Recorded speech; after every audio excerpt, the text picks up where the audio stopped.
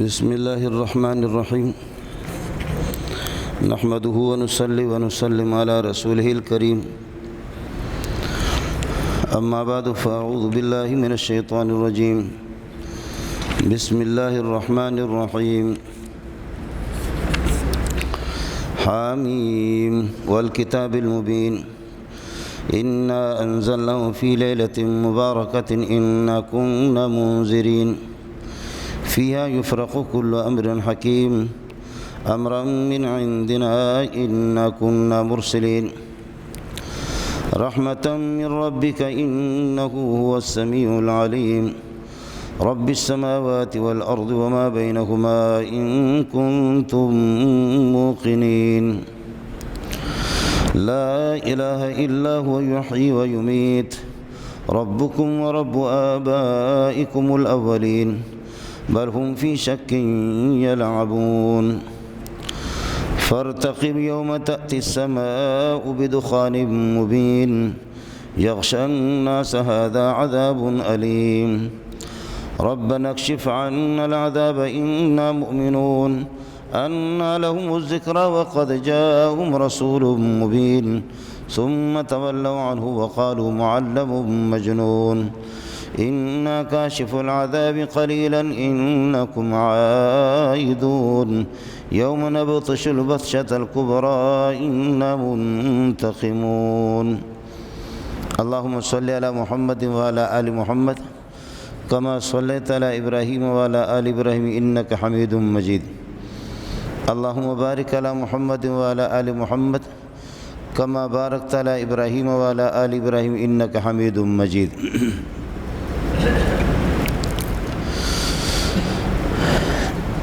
اللہ پاک اس کائنات کا خالق اور مالک ہے اور موجد ہے اور مربی ہے، رب ہے۔ جیسے جسمانی طور پر اللہ پاک ہی تربیت فرماتے ہیں تو روحانی طور پر بھی اللہ ہی تربیت فرماتے ہیں، اور اس روحانی تربیت کو بیان کرنے کے لیے اللہ پاک نے 1.25 لاکھ انبیاء کو بھیجا ہے کہ نماز کا حکم تو اللہ نے نازل کیا ہے، لیکن اس کی کیفیت، اس کی صورت کیا ہوگی، اور روزوں کی تفصیلات کیا ہے، حج کی تفصیلات کیا ہے،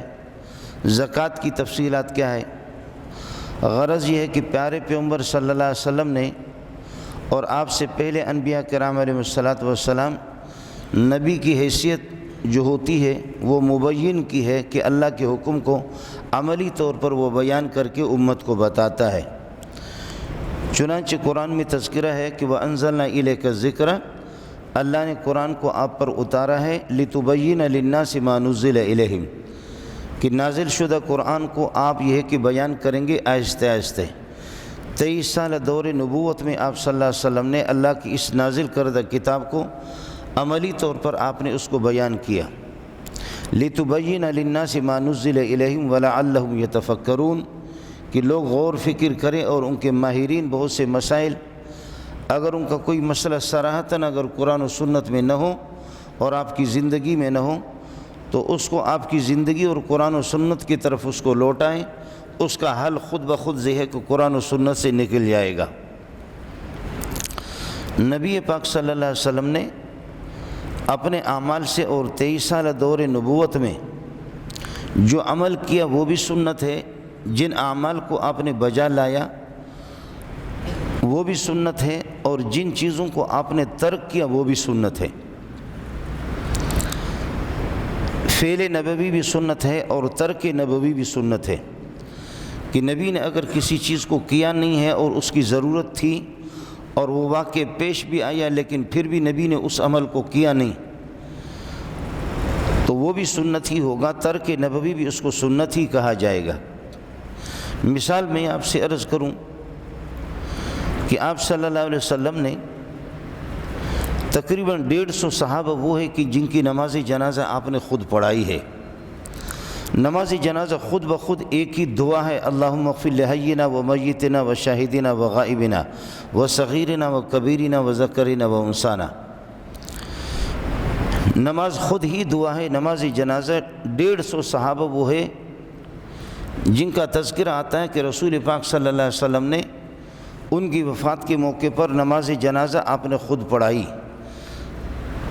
لیکن جب نماز جنازہ خود دعا ہے، آپ نے دعا کر دی تو اس کے بعد سلام پھیرنے کے بعد پھر واپس ہاتھ اٹھا کر کے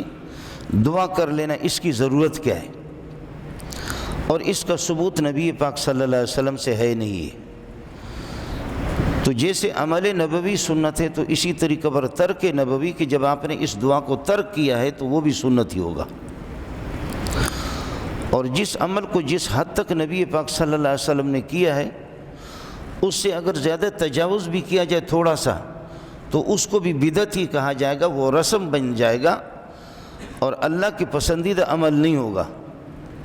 اللہ کا رسول جس طریقے پر اللہ کو محبوب ہے تو نبی کے اعمال بھی نبی کو محبوب، اللہ کو محبوب ہے۔ رسول پاک صلی اللہ علیہ وسلم اللہ کا محبوب ہے تو نماز اللہ کو وہ نماز محبوب ہوگی جو محمد والی نماز ہوگی، اللہ کو وہ زکوٰۃ محبوب ہوگی کہ جو زکوٰۃ محمد رسول اللہ کے طریقے پر ادا کیا جائے گا، اللہ کو وہ حج محبوب ہوگا کہ جو اللہ کے نبی کے طریقے کے مطابق ہی ہوگا۔ آپ نے دیکھا کہ ہمارے پٹھان اور بلوچ جب وہ دعا کرتے ہیں تو اس طریقے پر ایسے ہاتھ اٹھا کر کے، ان کا پورا بغل کھل جاتا ہے، ایسے ہاتھ اٹھا کر کے دعا کرتے۔ ایک شخص نے اس طرح ہاتھ اٹھا کر کے ایسے دعا کر رہے تھے تو ابن مسعود نے اس کو پکڑا، اس نے کہا کہ واللہ ما رأیت رسول اللہ صلی اللہ علیہ وسلم رافعا یدیہ الی ھذا یعنی علی صدر، میں نے نبی کو سینے سے اوپر ہاتھ اٹھاتے ہوئے نہیں دیکھا۔ البتہ جب قحط سالی ہو گئی اور بارشوں کا سلسلہ بند ہو گیا تو صلاۃ الاستسقاء جس طرح پڑھتے ہیں یعنی بارش والی نماز پانی طلب کرنے کے لیے، تو اس موقع پر نبی پاک صلی اللہ علیہ وسلم نے صلاۃ الاستسقاء کے موقع پر آپ نے جو دعا کی ہے تو اس میں آپ نے ہاتھ اونچے اٹھائے۔ صحابی کہتا ہے کہ آپ کے بغل مبارک بھی نظر آتے تھے، بغل کی چمک بھی نظر آتی تھی، اور اس موقع پر آپ صلی اللہ علیہ وسلم نے جیسے کہ دعا میں یہ ہوتا ہے کہ ہاتھوں کا اندر والا حصہ آپ کی جانب ہوتا ہے اور باہر والا حصہ باہر، لیکن صلاۃ الاستسقاء کے موقع پر نبی نے جو دعا کی وہ اس طرح دعا کی، اندر والے حصے کو آپ نے باہر کیا ہے اور یہ باہر والا حصہ ہے ہاتھوں کا جو پشت ہے، اس کو آپ نے اپنے رخ مبارک کی طرف کیا ہے۔ ہاتھوں کو پلٹ کر کے صرف اللہ کے سامنے یہ عاجزی اور انکساری کے پروردگار، جیسے کہ میں نے اپنے ہاتھوں کی اس حالت کو بدل دیا، پروردگار ہمارے اس فقر والی حالت کو اور اس قحط سالی کو، اس کو بھی اس طریقے پر بدل دے کہ ہماری قحط سالی کو اور بارشوں کا بند ہونا۔ تو آپ نے بجائے اس طرح دعا کرنے کے اس طرح آپ نے دعا کی ہے، اور ہاتھ بھی اس طرح آپ نے اٹھایا کہ یہ بغل کی، صحابی کہتے ہیں کہ بغل کی چمک کو بھی میں نے دیکھا۔ استسقاء کے موقع پر آپ نے ہاتھ اٹھا کر کے دعا تو کی ہے، اتنا ہاتھ اونچا اٹھا کر کے، لیکن یہ کہ عام حالات میں آپ نے جو دعا کی ہے وہ صرف سینے تک آپ نے ہاتھ اٹھایا۔ تو ابن مسعود نے اس بندے نے ہاتھ زیادہ اوپر اٹھایا تھا، ہاتھ اس کا پکڑ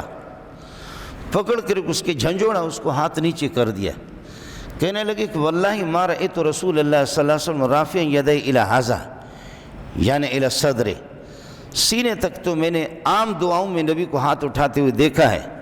لیکن سینے سے اوپر ہاتھ اٹھاتے ہوئے نہیں دیکھا، یہ بدعت ہے جو آپ کر رہے۔ اس لیے نبی نے اعمال بھی بتایا اور اعمال کا طریقہ بھی نبی نے بتایا، عمل بتایا اور عمل کا وقت بھی بتایا،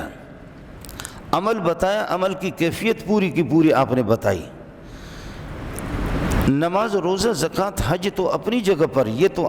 جن کو آپ اور ہم فرائض سمجھتے ہیں، لیکن جو عام سنن ہے، جو عام طریقے ہیں،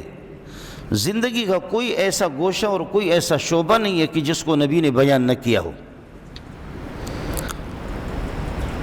یعنی آپ کو تو حیرت ہوگی کہ باتھ روم آدمی چلا جاتا ہے، بیت الخلاء،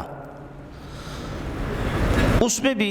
فقہاء اور محدثین بیٹھنے کا طریقہ بتاتے کہ کس طریقے پر بیٹھا جائے۔ ابھی ہم پچھلے ہفتے میں ایک سوات میں چلا گیا تو وہاں ایک ہمارے دوست خان صاحب اللہ جزائے خیر دیں، تو وہ پہاڑ کے اوپر ان کا ایسا بنگلہ تھا کہ آدمی سمجھے کہ جنت کا کوئی حصہ ہے، لیکن اس بنگلے کے ہر کمرے میں تلاش کرتے کرتے کرتے بیٹھنے والا کوئی باتھ روم نہیں ملا۔ وہ کھڑے ہو کر کے جو وہ کرتے ہیں نا سلسلہ کموڈ کہتے، پتہ نہیں کیا کہتے تم لوگ، وہ کھڑے ہو کر کے آدمی اس میں پیشاب۔ تو میں نے ان سے کہا کہ خان صاحب ہمارے مولویوں کی جو ہے نا پیشاب یہاں نکلتا بھی نہیں ہے، بہت مشکل ہے۔ کھانا ان کے یہاں کھایا تو ساتھیوں کو میں نے کہا کہ آپ لوگ ادھر ہی آرام کرو، میں ایسا شوم آدمی ہوں کہ مجھے یہاں آرام نہیں آتا۔ تو نیچے جا کر کے پہاڑ کے نیچے کوئی مدرسہ تھا، اس مدرسے میں جا کر کے قاری صاحب کے کمرے میں نے آرام کر لیا۔ خیر یہ طریقہ ہوتا ہے۔ اب ظاہر ہے کہ ان میں یہ جو کموڈ کہتے پتہ نہیں کیا کہتے ہیں، اس میں کھڑے ہو کر کے آدمی پیشاب بھی کرتا ہے۔ یہ جاہلیت کا رسم تھا کہ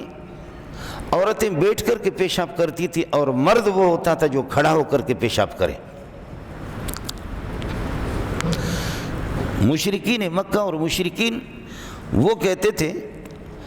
کہ عورتیں بیٹھ کر کے پیشاب کرے، مردوں کی پہچان یہ ہوتی تھی کہ مرد کھڑا ہو کر کے پیشاب کرے گا۔ اور اس رسم کو سب سے پہلے جب محمد رسول اللہ نے ختم کیا، ظاہر ہے کہ آپ نے دیکھا کہ اونٹ بھی کھڑے ہو کر کے پیشاب کرتا ہے، اونٹنی بھی کھڑے ہو کر کے پیشاب کرتی ہے، گائے بھی کھڑے ہو کر کے پیشاب، اور یہ کہ بیل بھی کھڑے ہو کر کے، بکرا بکری دمبا دمبی جتنے بھی جانور ہیں وہ سارے کے سارے وہ کھڑے ہو کر کے پیشاب کرتے ہیں۔ لیکن اس کو حضرت اقدس صلی اللہ علیہ وسلم نے بڑی سختی سے منع فرمایا۔ حضرت عمر فرماتے کہ ہماری عادت بن گئی کہ کھڑے ہو کر کے ہم پیشاب کرتے ہیں۔ تو ایک مرتبہ میں کھڑے ہو کر کے پیشاب کر رہا تھا اسلام لانے کے بعد، انہی دنوں کی بات ہے، ابتدائی دنوں میں کھڑے ہو کر کے پیشاب کیا تو رسول پاک صلی اللہ علیہ وسلم نے فرمایا کہ یا عمر لا تبل قائما، عمر کھڑے ہو کر کے پیشاب نہ کرو۔ تو فرماتے کہ ما بلت قائما منذ اسلمت، اب جب سے اسلام میں نے قبول کر لیا تو اس کے بعد پھر یہ کہ ابتدائی دنوں میں جو ہو گیا سو ہو گیا،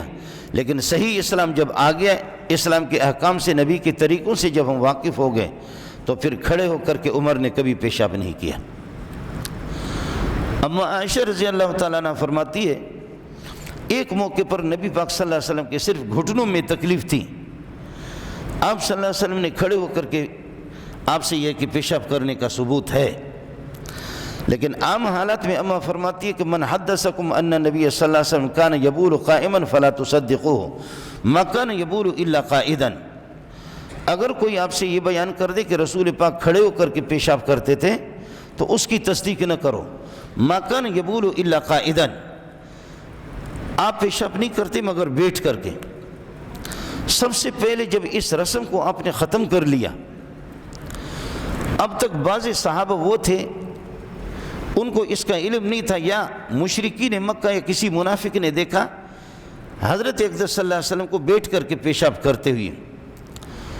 تو تعجب کے مارے اب وہ منافق یا وہ مشرک کہتا ہے، اور بعض محدثین نے لکھا کہ یہ کسی صحابی کا قول ہے، لیکن صحابی کو یہ حکم معلوم نہیں تھا۔ جب سب سے پہلی مرتبہ جب نبی کو دیکھا کہ پیشاب بیٹھ کر کے آپ پیشاب کر رہے ہیں تو کہنے لگے کہ انظروا الیہ یبول کما تبول المرأۃ،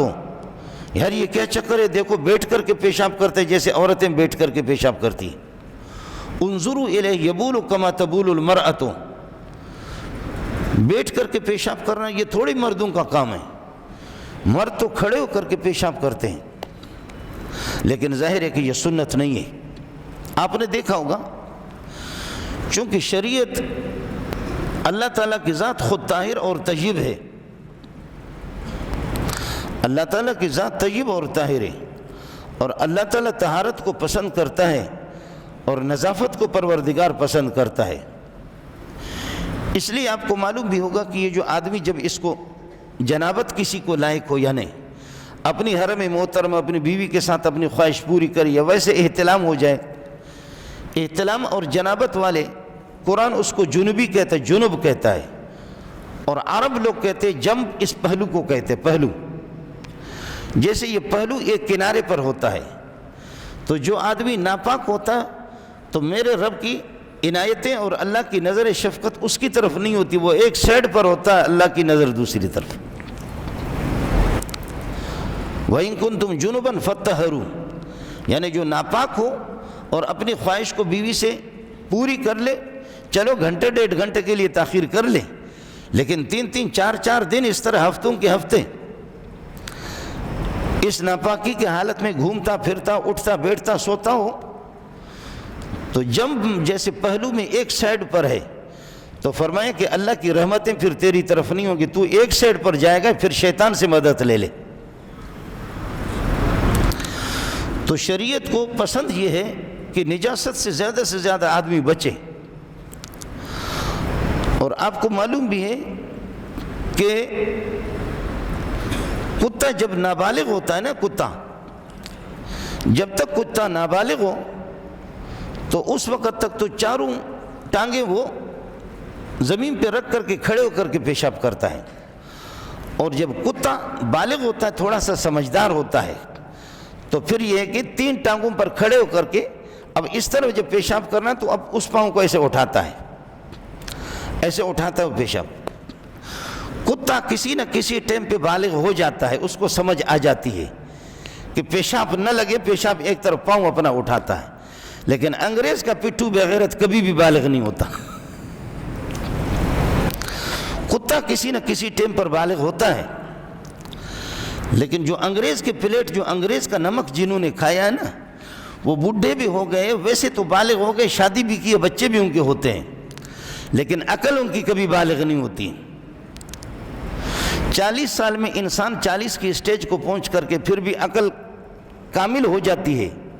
یہی وجہ کہ 40 سال کے بعد انبیاء کو نبوت عطا کی جاتی ہے، لیکن یہ کہ یہ انگریز والے یہ کبھی بھی بالغ نہیں ہوتے، 70 سال کے بھی وہ بھی اسی طریقے پر۔ خیر، میں جامع فاروقی میں تھا تو ایک بزرگ میرے پاس آ گیا، تو انہی دنوں میں اس جگہ پہ قرآن مجید طلبہ نے شروع کیا تھا، میں اس بزرگ کو لے کر کے آ گئے، تو اس گوٹ سے ہم لوگ گزرے تو ایک کتا تھا جو کہ بوڑھا سا تھا، بوڑھا ہی لگ رہا تھا، کوئی چھوٹا کتا نہیں تھا، وہ کتا ٹانگ نہیں اٹھا رہا تھا، ایسے پیشاب کر رہا تھا۔ تو اس بزرگ نے مجھ سے کہا کہ کتا جب بالغ ہو جاتا ہے تو ٹانگ اٹھاتا ہے، لیکن یہ کیسا کتا ہے کہ جو ٹانگ نہیں اٹھا رہا؟ تو میں نے ان سے کہا کہ بس جیسے انگریز کا اثر ہم پر پڑ گیا تو انگریز کا اثر کتوں پر بھی پڑ گیا۔ میں نے کہا کہ ہمارے مسلمان بھائیوں پر جیسے اثر پڑ گیا انگریز کا، تو کتے پر بھی اثر پڑ گیا، اور کراچی کا کتا بھی بے حیا بے غیرت بن گیا ہے، وہ بھی بوڑھا ہو کر کے ٹانگ نہیں اٹھا رہا۔ تو وہ بزرگ غریب بھی حیران ہو گیا، کہنے لگے کہ حضرت علی نے کسی سے پوچھا کہ کتا کس وقت بالغ ہوتا ہے؟ وہ کافر آدمی تھا،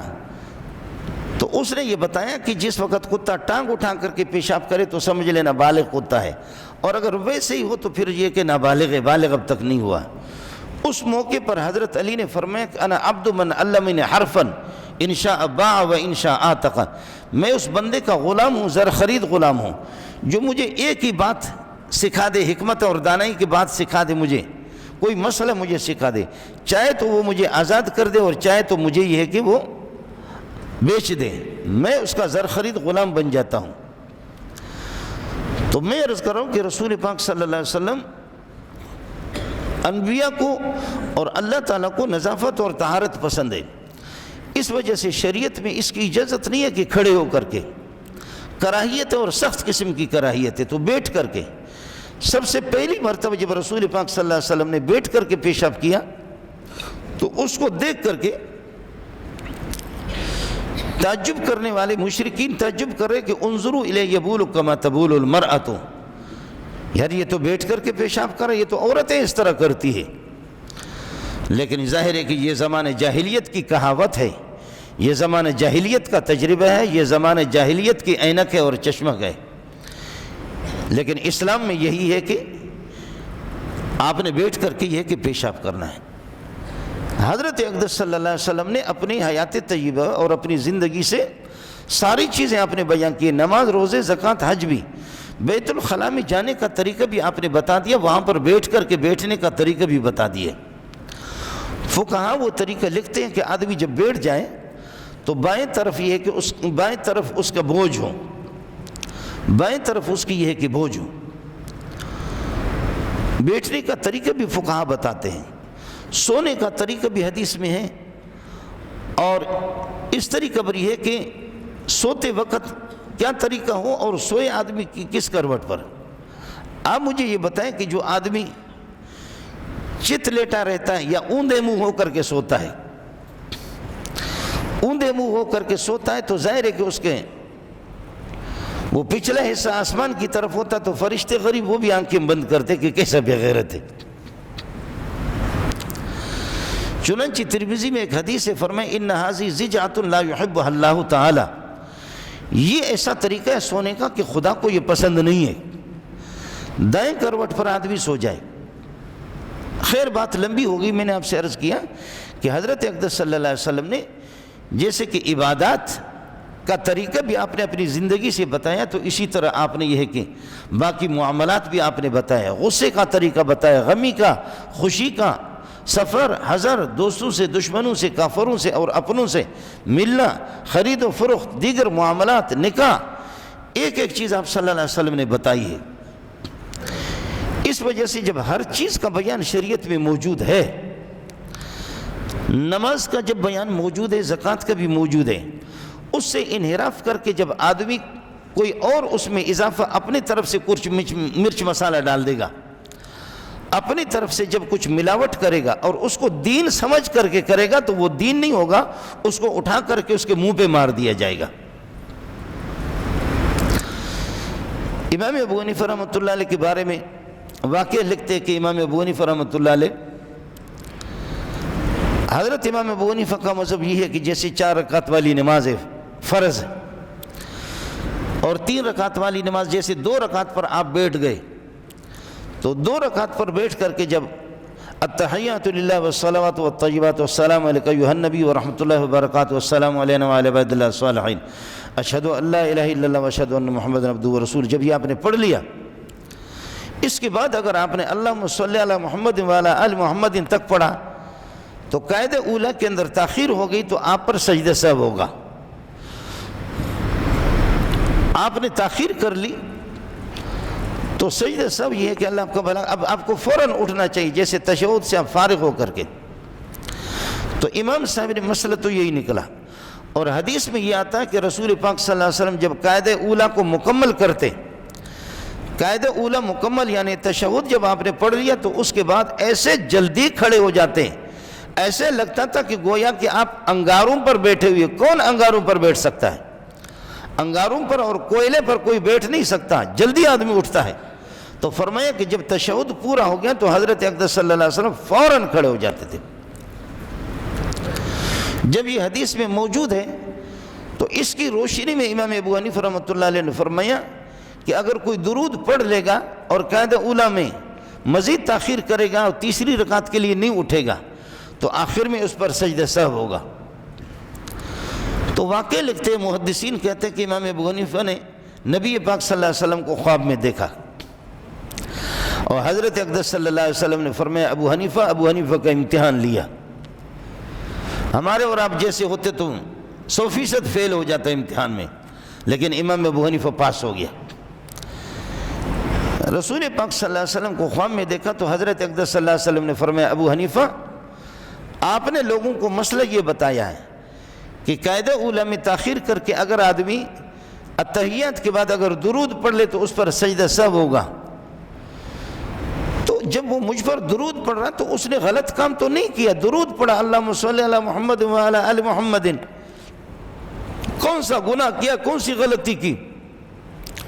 درود پڑھا اور پھر بھی آپ کہتے کہ آخر میں اس کی نماز میں کمی آ گئی، آخر میں سجدہ سہو سے اس کو پورا کر لے، اس کمی کو پورا کر لے۔ تو ابو حنیفہ یہ آپ نے کیسا فتویٰ دیا ہے؟ فرمایا میں نے یہ جو فتویٰ دیا ہے وہ تیری سنت پڑھ کر کے، تیرے حدیثیں پڑھ کر کے میں نے فتویٰ۔ وہ کون سی حدیث ہے؟ فرمایا میرے پیارے، میں نے آپ کی حدیثوں میں پڑھا ہے کہ جب تشہد آپ کا پورا ہوتا تھا تو فوراً آپ کھڑے ہوتے تھے، تو اس لیے میں نے کہا کہ اب مزید اگر کوئی تاخیر کرے گا، چاہے درود پڑھے یا قرآن پڑھے، کچھ بھی کرے، اس پر سجدہ سہو ہوگا۔ امام صاحب امتحان میں پاس ہو گیا، لیکن اگر 14ویں صدی کا کوئی ملا ہو جاتا شاید وہ اپنا منہ کالا کرتا، اس طریقے پر پاس نہ ہوتا۔ غرض یہ کہ دین یہ ہے، دین اس کو کہتے ہیں کہ جس کو پیارے پیغمبر صلی اللہ علیہ وسلم نے اپنی 23 سالہ زندگی میں آپ نے اس کو بیان کیا عملی طور پر۔ دوسرے الفاظ میں آپ یہ سمجھے کہ ہمارے پاس دو قسم کی شریعت ہے اور 2 قسم کا دین ہے۔ ایک علمی دین ہے کہ الفاظ کی حد تک اس کو پڑھنا، جیسے قرآن ہے، علمی قرآن ہے۔ دوسرا عملی قرآن ہے۔ قرآن کے الفاظ جو ہم پڑھ رہے ہیں وہ یہ ہیں، لیکن قرآن کی تفسیر محمد رسول اللہ کی زندگی ہے۔ وَأَنزَلْنَا إِلَيْكَ الذِّكْرَ لِتُبَيِّنَ لِلنَّاسِ، ہم نے قرآن آپ پر اتار دیا کہ لِتُبَيِّنَ لِلنَّاسِ مَا نُزِّلَ إِلَيْهِمْ، نازل شدہ قرآن کو آپ 23 سال میں اپنی حیات طیبہ سے اس کو بیان کر دیں گے۔ آپ نے واقعتاً بیان کر کے دکھایا۔ حضرت سعد بن ابی وقاص کو جاؤ لوگوں کو نماز پڑھاؤ، اور وہاں کا گورنر بنا کر کے بھیجا۔ حضرت سعد جب کوفہ گئے تو وہاں آپ کی کوشش یہی ہوتی تھی، آپ کی کوشش کیا ہے، تمام صحابہ کی کوشش یہی ہوتی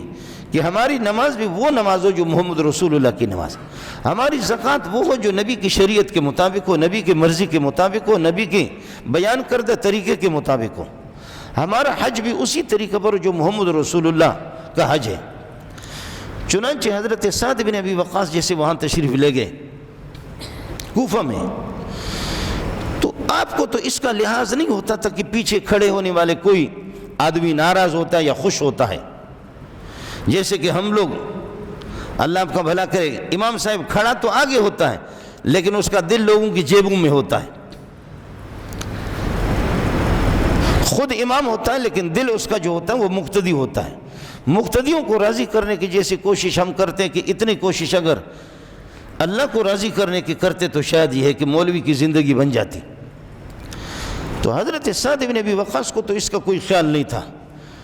یہ حضرات وہ تھے کہ جن پر رسول پاک صلی اللہ علیہ وسلم نے خود محنت فرمائی تھی اور ان کی اصلاح ہو گئی تھی۔ حضرت سعد وہی نماز پڑھاتے ہیں، فجر کی نماز طویل اور ظہر کی اس سے کچھ کم اور عصر کم، مغرب کم، اور عشاء کی نماز بھی اسی طرح طویل۔ طوال مفصل، اوساط مفصل، قصار مفصل، یہ صورتیں فقہا تقسیم کرتے کون سی صورت کس نماز کے اندر پڑھنی چاہیے۔ آپ کی کوشش یہی ہوتی تھی کہ جو نبی نے بتایا ہے، یعنی میں آپ کو بتاؤں کہ آپ دیکھیں گھومے پھرے بہت کم ہی ہم میں ہوتا ہے۔ میں خود بھی ایسا بدبخت آدمی ہوں، ہماری بھی کوتاہی ہوتی ہے۔ حضرت اقدس شیخ الحدیث مولانا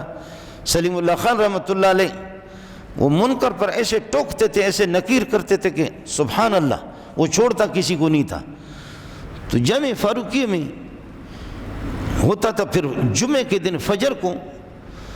الف لام میم تنزیل السجدہ، یہ تنزیل الکتاب لا ریب فیہ من رب العالمین، 3 رکوع کی صورت ہے یہ پہلی رکعت میں، اور سورۃ الدہر اور سورۃ الانسان دوسری رکعت میں، یعنی 5 رکوع جمعے کی فجر کو 5 رکوع پڑھنا ہے۔ اب یہ پوری نماز ہندوستان میں بھی نہیں ہوتی، یہ نماز تھی نہیں، مولویوں نے سنت کو بالکل ادھر ادھر کر دیا۔ ہم خود بھی، آپ گھومے پھر بہت کم جگہوں میں ہوتا ہے۔ میں نے عرض کیا کہ حضرت اقدس وہاں میں جامع فاروقی میں ہوتا تو پھر یہ کیوں، ان کی ڈانٹ ڈپٹ اور اس کی نکیر کی وجہ سے تو پھر پڑھتے تھے، لیکن 5 رکوع اگر آپ پڑھیں گے تو مقتدی پھر لعنتیں بھی بھیجیں گے۔ صبح سویرے جب آپ شروع کریں گے تو اس کا مطلب یہ ہے کہ 6 صفحات ہم 2 صفحہ پڑھتے تب بھی مقتدی امام صاحب پر تبصرہ بھی کرتے ہیں، کہتے ہیں ایسا غیرت ملا، اس کو پتہ بھی نہیں ہے کہ ہم نوکری پر جا رہے ہیں، ڈیوٹی پر جا رہے ہیں، ہماری ضروریات ہیں، ہماری مصروفیات ہیں۔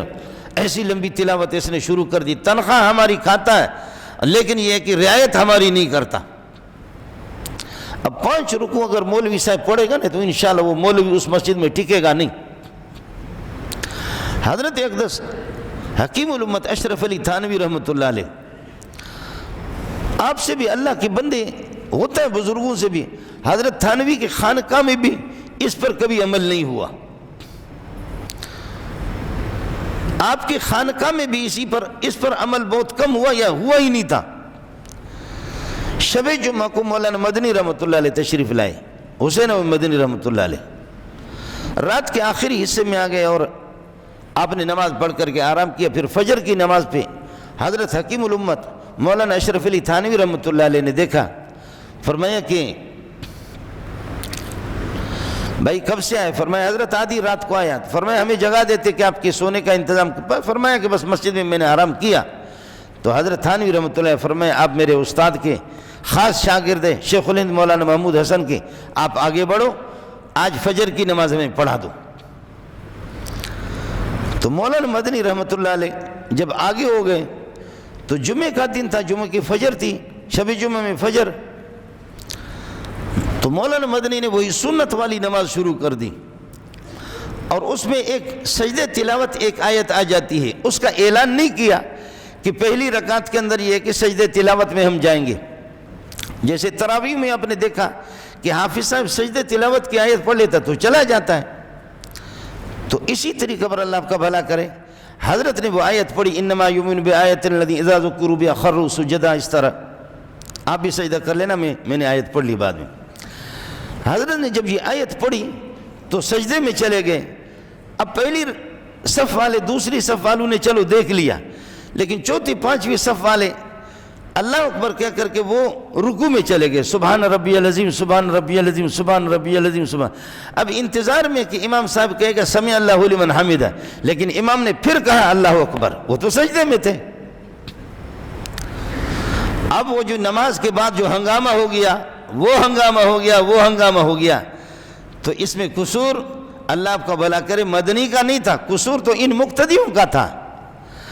اور یہ قصور تو حضرت تھانوی کا تھا کہ کبھی اس نے بتایا بھی نہیں تھا کہ ایسی نماز بھی جمعے کو ہوتی۔ یہ ایک سنت جو رہ گئی ہے، اس کے بعد جو ہنگامہ ہو گیا ان تفصیلات میں جانا نہیں چاہتا۔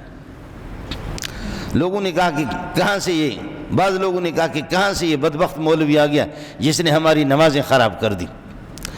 تو بعض سنتیں پیارے پیغمبر کی اس طرح ہے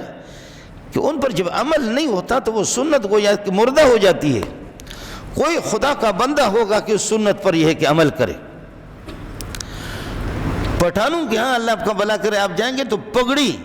خیبر پختون میں پگڑی پہن کر کے پھر تو آپ نماز پڑھا سکتے ہیں، بغیر پگڑی کے اگر آپ نے نماز پڑھا دی تو تیری خیر نہیں۔ اب فقہا کہتے ہیں یہ نماز کی سنت نہیں ہے پگڑی، یہ سنت ہے، سنت لباس ہے۔ عام حالات میں پگڑی ہونی چاہیے تو نماز میں بھی ہو، لیکن عام حالات میں ایک آدمی پگڑی نہیں پہنتا، لیکن نماز کا وقت آتا ہے تو پگڑی کو اٹھاتا۔ جیسے مصری لوگ داڑھی ان کی کٹی ہوئی ہے، داڑھی انہوں نے کلین شیو کیا ہوگا، لیکن ایک وہ تار والی داڑھی، بال پتہ نہیں گھوڑے کے بال ہے یا کسی بکری کے بال ہے، وہ تار میں لگے ہوئے یا لٹکے ہوئے۔ جب مصری آئے گا تو پینٹ پتلون پہنا ہوا ہے، لیکن اس کے پھر جیسے آتا ہے تو جبہ پہنتا ہے، جبہ پہن کر کے پھر اس کے بعد وہ مصنوعی داڑھی وہ یہاں لگاتا ہے، اور جیسے 4 رکعت اس نے پڑھا دی، داڑھی اٹھا کر کے ادھر اس نے لٹکا دی، پھر واپس جبہ بھی اتار دیا، واپس پتلون میں جا رہا ہے۔ ہمارے عمران خان بھی بہت عظیم انسان ہیں، ان کی بھی کوشش ہے، پاکستان میں بھی ایک کوشش ہو رہی ہے، ہمارے مدارس والے بھی کچھ مدارس وہ بھی حضرت کے ساتھ کافی تعاون کرتے ہیں، اور داڑھی کی کینچی سے زکوٰۃ نکالنا شروع کر دیا مدرسہ والوں نے بھی، وہ بھی ڈسکو داڑھی یہ شروع ہو گیا ہے۔ ظاہر ہے کہ ہواؤں کے رخ کو بھی دیکھنا ہوتا ہے کہ کس طرف چلے، تو مولانا مدنی کی بدنامی شروع ہو گئی۔ غرض یہ ہے کہ نبی پاک صلی اللہ علیہ وسلم نے بتا بھی دیا ہے کہ سفر کی نماز کس طرح ہے، حضر کی نماز کس طرح ہے، جمعے کی نماز کس طرح ہے، شب جمعے کی نماز کس طرح ہے۔ سبحان اللہ، ایک ایک چیز آپ نے بتائی ہے۔ اب اس میں اگر کمی بیشی ہوگی یا کوئی چیز آپ شریعت سمجھ کر کے اس میں اضافہ کرو گے نا، اضافہ کر دو گے تو وہ آپ کی نگاہ میں آپ کو وہ اچھا ہی لگے، لیکن وہ اچھی چیز نہیں ہوگی، اللہ کے ہاں اس پر کوئی اجر و ثواب اور اللہ کی خوشنودی مرتب نہیں ہوگی، بلکہ اللہ اس پہ ناراض ہوگا۔ عرض یہ کر رہا تھا کہ حضرت سعد بن ابی وقاص وہ فجر میں کتنا پڑھنا ہے، ظہر میں کتنا پڑھنا ہے، اس طرح تو کچھ لوگوں نے شکایت کی، تو حضرت عمر نے حضرت سعد کو بلایا کہ قد شکا الناس، لوگ آپ کی شکایتیں کر رہے ہیں، آپ اس طرح کیوں کر رہے ہیں؟ جو اس نے الفاظ بتا دیے وہ سننے کے قابل ہے۔ کہنے لگے کہ واللہ لا آلو، یہ آپ کے بازار والا آلو نہیں ہے، یہ عربی کا لفظ ہے، واللہ لا آلو مقتدیت بہ رسول اللہ صلی اللہ علیہ وسلم، خدا کی قسم جو نماز میں نے نبی کے پیچھے پڑھی ہے اس میں کوئی کوتاہی کمی نہیں کر دوں گا۔ ارقد فی الاولیین واحذف فی الاخرین، پہلی 2 رکعتیں لمبی کرتا ہوں، آخری 2 رکعتیں ان میں صرف سورۃ فاتحہ ان میں اختصار کرتا ہوں، یہی میری نماز ہے، آپ کو سنا رہا ہوں۔ عمر سن لے، لا آلو مقتدیت بہ رسول اللہ صلی اللہ علیہ وسلم، خدا کی قسم اس نماز میں کوئی کمی نہیں کروں گا جو نماز میں نے محمد کے پیچھے پڑھی ہے۔ مقتدیوں کے کہنے پر میں شارٹ کٹ کر کے نماز پڑھوں، ایسا نہیں ہوگا، میں وہی نماز پڑھاؤں گا جو میرے نبی نے مجھے پڑھائی ہے۔ ارقد فی الاولیین واحذف فی الاخرین، پہلی دونوں رکعتیں، بعض روایتیں امد فی الاولیین، پہلی 2 رکعتیں طویل کروں گا، آخری 2 رکعتیں اختصار کروں گا۔ اب تو خوش ہو یا نہ ہو، یہ خوش ہو یا نہ ہو، میری نماز یہی ہوگی۔ حضرت عمر کا کہنا کیا، حضرت عمر خوشی کے مارے کنٹرول بھی نہ کر سکے، کہنے لگے ذاک ظن بک یا سعد، سعد تیرے جیسے مرد اور تیرے جیسے بیدار بہادر لوگوں کے یہی کام، مجھے آپ سے یہی توقع تھی۔ الحمدللہ، سبحان اللہ سبحان اللہ۔ یہ میں اس لیے آپ سے عرض کر رہا ہوں کہ آج میرے خیال میں پتہ نہیں 11 ہے، کل 12، 13 اتوار، 14 شاید یہ کہ پیر، 14 15 یہ ہے کہ پیر آ جاتا ہے، تو 15ویں شب برات یہ ہمارے بیروئی لوگ اور بلوچ لوگ کہتے ہیں 5 دم اردئی، اس پہ پھر یہ کہ کہتے کھانا اچھا بناؤ، قرضہ بھی کسی سے لے لو، خود غریب ہے، روکا سوکا کھاتا ہے، لیکن یہ کہ قرضہ لے لو، کہیں نہ کہیں سے اچھا سا کھانا بناؤ، اور اس کی وجہ یہ کہ یہ اس میں مردوں کی روحیں آتی ہے، مردوں کے روحیں اس دن آ جاتی ہے۔ شب برات کو یعنی 15 شعبان کو بہترین کھانا پکاؤ تاکہ تمہارے مردے کسی کا ابا، دادا، پردادا، چچا، ماموں، خالہ، پھوپھیاں انتقال ہو چکے، وہ سارے آ جائیں گے، کھانا اچھا بناؤ۔ مردہ تو دیکھنے میں نہیں آتا، سب سے بڑا مردہ وہ محلے کے مسجد کا امام ہوتا ہے، سب سے بڑے مردے یہ مولوی لوگ، یہ ائمہ خطیب حضرات ہوتے ہیں، یہ پھر اس مسئلے کو یہ ہے کہ بیان کرتے ہیں۔ مولوی کا مزہ ہے الحمدللہ، کبھی ابراہیم بن ادہم پیدا ہوا ہے اس دن بھی کھانا لاؤ، پیر عبد القادر جیلانی جس دن پیدا ہوا اس دن بھی کھانا لاؤ، حضرت شبلی جس دن پیدا ہوا اس دن بھی یہ کہ کھانا لاؤ، ابو بکر کی پیدائش پہ بھی کھانا لاؤ، عمر کی پیدائش پہ بھی کھانا لاؤ، عثمان علی کی پیدائش پہ بھی کھانا لاؤ، معاویہ کے کھانے پر بھی کھانا لاؤ، ان کی پیدائش پر بھی، عبد القادر جیلانی کے وفات کے دن بھی کھانا لاؤ، صدقہ کرو، اور یہ کہ حضرت ابو بکر کی وفات پر بھی صدقہ کرو، ابراہیم ابن ادہم پر بھی کرو، داتا کی وفات پر، تاریخ پر الگ کالنگ۔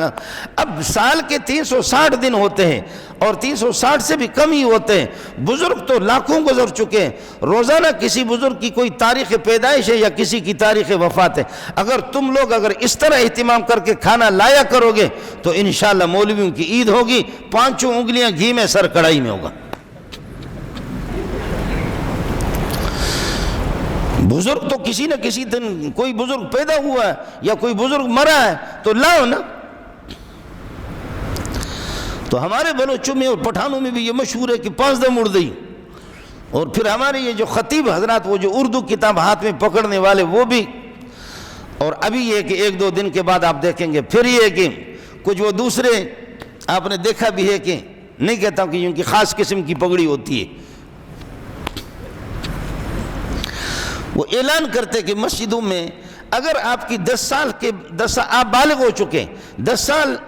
تک آپ نے نمازیں نہیں پڑھی، اور کوئی آدمی 50 سال کے بعد نماز پڑھنا شروع کرتا ہے، اب اس کی یہ کہ 40 سال 50 سال کی نمازیں رہ گئی ہے، تو اس رات میں اعلان ہوگا مسجد سے کہ امام صاحب فلانا امام صاحب امامت کرے گا، 2 رکعت نفل پڑھائے گا، اور اس میں سارے کے سارے لوگ جمع ہو جائیں۔ لوگ اگر آپ کی 70 سال کی نمازیں، آپ نے 70 سال نماز نہیں پڑھی، ابھی چند دن پہلے آپ نے توبہ کیا ہے اور توبہ کر کے آپ نماز پڑھ رہے ہیں، تو آپ کی 70 سالہ نمازیں وہ صرف اس رات کو جو شب برات ہے، اس میں 15ویں کی رات کو آپ امام کے پیچھے 2 رکعت نفل پڑھیں گے. کسی کی 70 سال کی نمازیں، کسی کی 90 سال کی نمازیں، کسی کی 50 30 20 15 10 سال، یہ سارے ان 2 رکعتوں میں معاف ہو جائیں گے. ایسا کوئی مسئلہ نہیں ہے، یہ سب اس بدبخت مولوی کا جھوٹ ہے. یہ ہوتا ہے شہر میں. اور پھر الگ چراغ اور قمقمے اور پھر وہ لائٹیں اور پھر یہ کہ وہ پٹاخے اور پھر وہ فائرنگ اور پھر بھی وہ حلوہ. مردے آتے ہیں جی، اچھا سا اچھا کھانا بناؤ کہ مردے مرحومین، ہمارے مرحومین وہ آئیں گے، اس میں اولیاء اللہ بھی آئیں گے، اس میں بزرگ آئیں گے، اس میں امیر آئیں گے، غریب آئیں گے، جتنے مردے وہ سارے. اچھا سا کھانا بناؤ. اور وہ مردہ مولوی صاحب خود بدبخت ہے، وہ جو غلط مسئلہ بیان کرتا ہے وہ ہے. اگر مردے جنت میں ہے تو تمہارے مرچ والے سالن کی ضرورت تم کو کیا ہے؟ اگر مردے جنت میں ہیں، اللہ کے مقربین ہیں، تو تمہارے اس سالن کی اس کو ضرورت کیا؟ وہ یا کراچی کیوں آئیں گے؟ وہ جنت کی روشنی میں اللہ کے جب مہمان ہیں تو تمہارے یہاں تو لوڈ شیڈنگ ہے نا، بجلی ہی نہیں ہے، گند ہے، سیوریج کا کوئی انتظام نہیں ہے. تو اس گند میں کراچی میں وہ اللہ کی بارگاہ کو چھوڑ کر کے وہ یہاں آئیں گے آپ کے اس مرچ والے سالن کو کھا لینے کی ان کو کیا ضرورت پڑی ہے؟ وہ آئیں گے کیسے آئیں گے؟ اور اگر وہ مردے عذاب میں ہے اور اللہ کی گرفت میں ہیں، اللہ کی ناراضگی میں، تو ان کو چھٹی کسی کا باپ دیتا ہے، وہ کیسے آئیں گے؟ حالتیں تو یہی 2 ہے. اگر وہ جنت میں تو آئیں گے کیسے تمہارے مرچ والے سالن کھا لینے کے لیے؟ اور کیا جنت سے وہ تنگ آ چکے ہیں، جنت میں ان کو کھانا نہیں ملا، آج اس موقع پر یہ کہ آپ ان کے لیے حلوہ ملوہ بنائے؟ اس لیے مسئلہ ایسا مولوی نے ایجاد کر لیا، ایسا مسئلہ ایجاد کر دیا، اللہ کی پناہ. آپ سے میری گزارش یہ کہ اس موقع پر شب برات میں حضرت اقدس صلی اللہ علیہ وسلم سے جنت البقیع میں جانا ثابت ہے کہ قبرستان میں آپ تشریف لے جاتے اور آپ یہ کہ مرحومین کے لیے دعا بھی فرماتے ہیں. آپ قبروں میں جا سکتے ہیں، قبروں کی زیارت کر سکتے ہیں، عام دنوں میں جا سکتے ہیں، اس میں بھی جا سکتے ہیں، لیکن جانا کوئی ضروری بھی نہیں ہے، کوئی خاص ضروری سنت بھی نہیں ہے. گھر میں بیٹھ کر کے آپ ان کے لیے دعا کر سکتے ہیں. اتنا ثبوت فقہا لکھتے ہیں، اس کی فقہا اجازت دیتے ہیں کہ آپ اس شب برات میں اپنے گھر میں، اپنے قریبی محلے مسجد میں اس میں نفلیں پڑھیں، ذکر و اذکار کریں، تلاوت کریں، اس کی تو اجازت ہے. لیکن یہ جو عید منانا اور پٹاخے پھر روزے رکھنا خاص طور پر، اس لیے میں لوگوں کو یہ بتاتا ہوں اور پہلے بھی شاید آپ سے عرض کر چکا ہوں کہ اس طرح جو جہاں تک نبی سے جس عمل کا ثبوت ہے، جس دن کی فضیلت کا ثبوت ہے، اس حد تک بعض ضعیف روایتوں میں اس دن کی کچھ فضیلت تو ہے. گھر میں آپ نفل پڑھیں، ذکر و اذکار کریں، مرحومین کے لیے دعا کریں. باقی مسئلہ رہ گیا کہ جی روزہ رکھنا ضروری ہو، کوئی نہیں، استحباباً مستحب ہے زیادہ سے زیادہ اگر کوئی روزہ رکھے. اور وہ بھی آپ یہ کر لیں ہر مہینے کے. اس سے بڑھ کر کے بڑی سنت وہ یہ ہے کہ ہر مہینے کے 13 14 15 13 14 15 13 14 15 ہر مہینے کے ان 3 دنوں میں آپ روزہ رکھیں. وہ زیادہ ضروری سنت ہے. اس سے تو ہم غافل ہیں، اس کو تو ہم نے چھوڑ دیا ہے. ہر مہینے کے 13 14 15 ایام 20 جن کو کہا جاتا ہے. اب بھی ماشاءاللہ آپ جائیں گے مسجد حرام میں، مسجد نبوی میں، مسجد حرام اور مسجد نبوی تو بند ہو گئے اب، لیکن مستقل بلاد عرب کے اندر اور محققین علماء کے یہاں اس پر عمل ہے کہ 13 14 کو وہ روزہ رکھتے ہیں. لیکن اس دن میں، اس شب میں، 15ویں کے شب میں جو خرافات اور جو عید کا دن ہم اس کو بنا کر کے اور اس کی یاد رکھ لینا، بالغ ہونے کے بعد اگر کسی کی نمازیں رہ گئی ہے، ہر 24 گھنٹے کے آپ کے 6 نماز آپ پر واجب ہے. فجر، ظہر، عصر، مغرب، عشاء، 5 نمازیں تو یہ ہو گئی. 6ٹھی نماز وتر ہے.